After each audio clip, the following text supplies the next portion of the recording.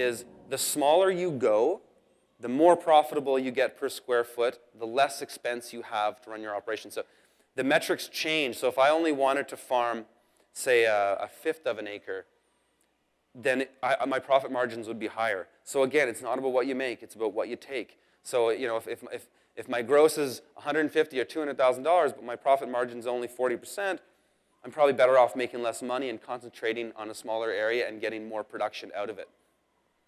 So here's a breakdown of where I sell my stuff. So about 50% of what I do goes to restaurants.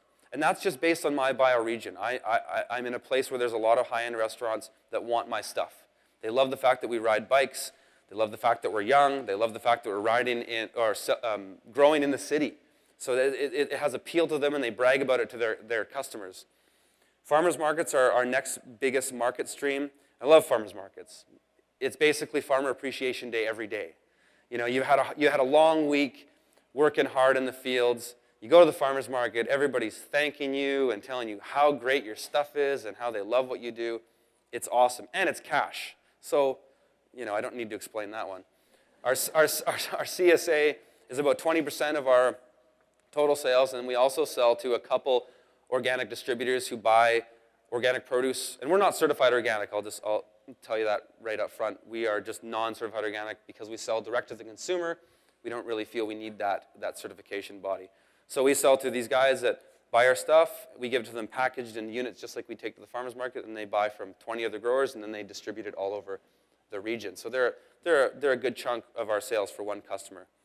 And that's my farm, and that's how I make most of my money. I do a little bit of teaching and consulting and stuff, but it's not put into this metric. I just wanted to show you that there's 7 different revenue streams that I have from this just from being a farmer. And all the education and teaching and consulting stuff didn't come until after. So I'm going to wrap it up here. We can go into questions. And so these are the 5 best pieces of advice. If somebody told me this 5 years ago, I would have shaved at least 2 or 3 years off making mistakes. So the first thing is, if you like what you see and you think you can do this, just do it. You don't need to pursue a degree in urban agriculture. You don't even need to take my workshop. You can, if you are self-driven, I mean, getting a little bit more education here and there doesn't hurt. Some people are more driven than others. That's okay. But the key is just get started. Start with your grandmother's backyard. Start with your friend's backyard. Doesn't matter if it's 500 square feet or it's 5,000 square feet. Just get something going. Because once you get something going, you don't really have to explain to people what you want to do. They just see it. And it's simple to understand. People can see that that's productive. And it's so easy from that point on to sign people up. And then at that point, once you produce one place, you got another place, and now it starts to get exponential where people are just offering you places left and right. So just get going, produce something. Maybe that doesn't even mean you're making an income off it right away. Just get doing it. Produce some surplus, give it to your friends, whatever it is. Start small and grow incrementally.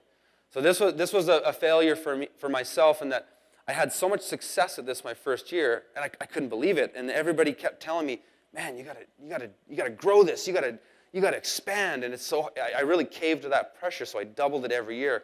My burnout factor doubled every year too. So I would say start small and really make that 1 or 2 places happen really well, and to the point where you can just generate the most possible production off that one piece of land as you can, and then maybe